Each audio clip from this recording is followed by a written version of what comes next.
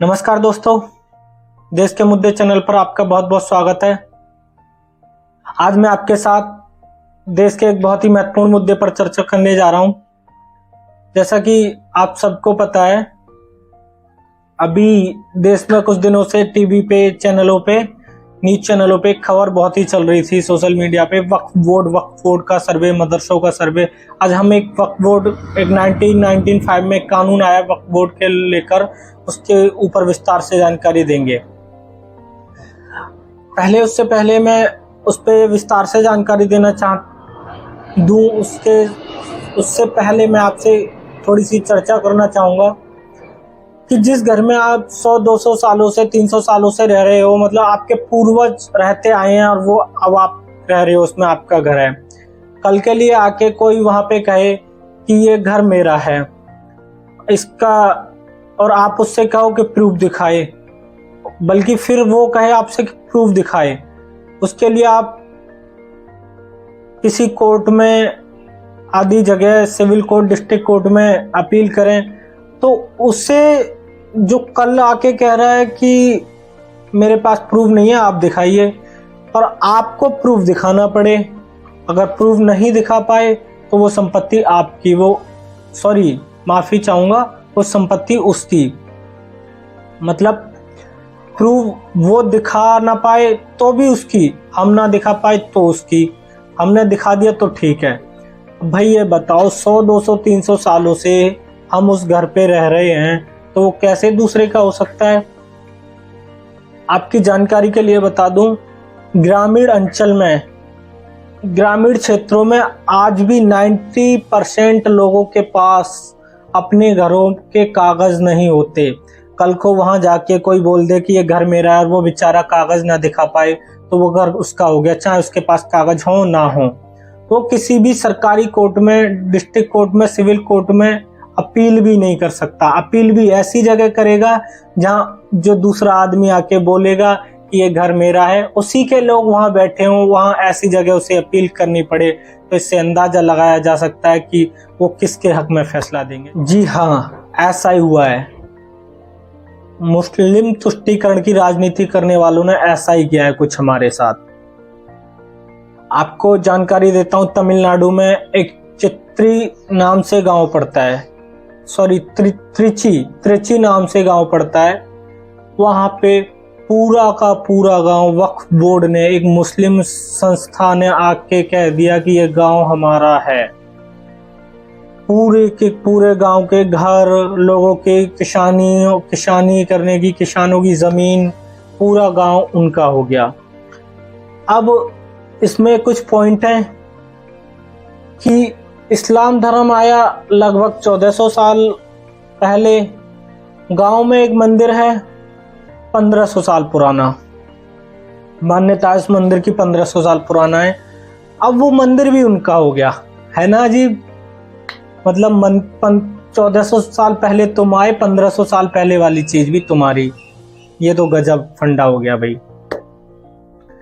ऐसा ही हुआ है।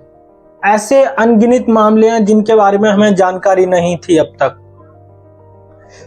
सन 2014 का एक वाकया बताने जा रहा हूं आपको। सन 2014 में तत्कालीन सरकार, कांग्रेस की सरकार थी। आदरणीय मनमोहन सिंह जी प्रधानमंत्री जी थे। तब क्या होता है, 5 मार्च को, यानी आचार संहिता लगने से पहले, एक सरकारी आदेश आता है, एक सरकारी नोटिफिकेशन आता है, जिसमें दिल्ली की LNDA, NDDA की 123 प्रॉपर्टियां वक्फ बोर्ड को दे दी जाती हैं। आप गए होंगे तो मेहरौली, साकेत, तुगलकाबाद, इधर की बहुत सारी सरकारी प्रॉपर्टी पड़ी है जो आप पहाड़ी इलाका देखते होंगे। आप सोचते होंगे ये सरकारी है, लेकिन वहां पे वो एक मुस्लिम संस्था वक्फ बोर्ड को दे दी गई है, जिसके बारे में हमें जानकारी नहीं है।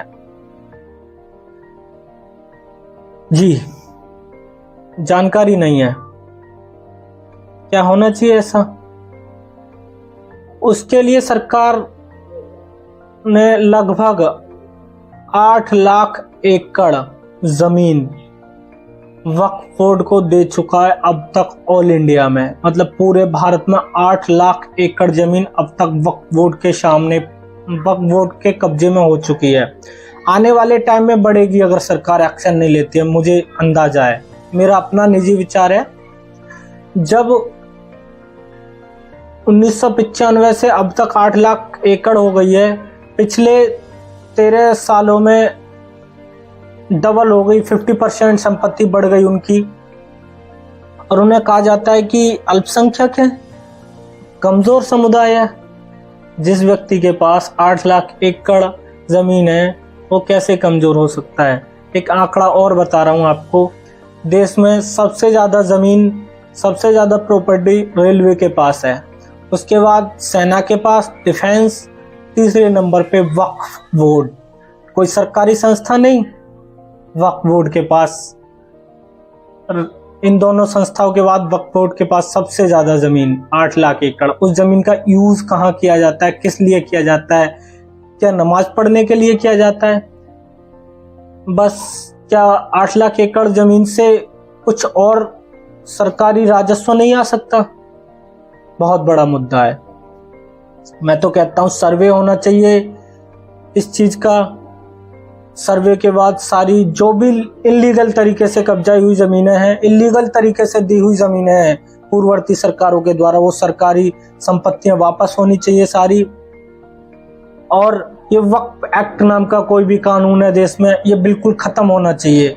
वर्शिप एक्ट के बारे में हिंदुओं पे थोपा गया जबरदस्ती, जिसके बारे में जानकारी नहीं थी लोगों को, ऐसे ही वक्फ एक्ट थोपा गया हिंदुओं के ऊपर, उसके बारे में भी लोगों को जानकारी नहीं। सारे सर्वे होने चाहिए, जांच होनी चाहिए, इसके पीछे जो भी लोग हैं उनके खिलाफ कड़ी कार्रवाई होनी चाहिए। सरकारी संपत्तियों को इस तरीके से किसी निजी संस्था को दिया गया, और 1-2 संपत्तियां नहीं बल्कि 8 लाख एकड़ संपत्ति बहुत होती है।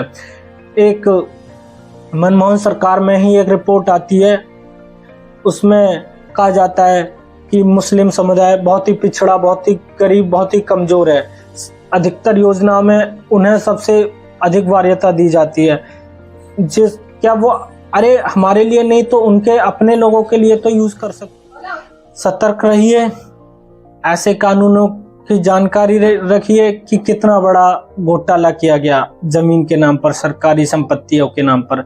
जब पूरा का पूरा हिंदू बाहुल्य गांव वक्फ बोर्ड अपना बता सकता है तो कल को आपका भी नंबर हो सकता है। सरकार उनसे पेपर मांग रही थी CANRC के तहत, पेपर वो आपसे भी मांग सकते हैं भैया कि आपका घर कैसे, आप दिखाइए इनको। इसलिए मैं तो कहता हूं कि ऐसे कानूनों के बारे में पढ़िए, पूर्व में कैसे कैसे कानून बने, क्या क्या हमारे ऊपर थोपा गया जबरदस्ती। और इसके लिए मैं इस सरकार को धन्यवाद भी देना चाहूँगा कि सरकार ने ये मुद्दा उठाया।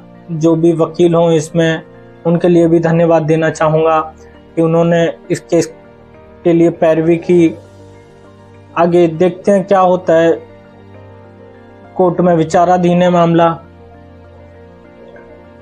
और इसी के साथ मैं आपसे एक अपील भी करना चाहता हूँ कि आप ऐसी ही चीज़ों के बारे में जानने के लिए देश के मुद्दे, जो भी महत्वपूर्ण मुद्दे हैं, देश में हो रही घटित घटनाएं, इंटरनेशनल लेवल पर हो रही घटनाएं के बारे में विस्तार से जानकारी चाहते हैं तो देश के मुद्दे चैनल को लाइक, शेयर एंड सब्सक्राइब करें।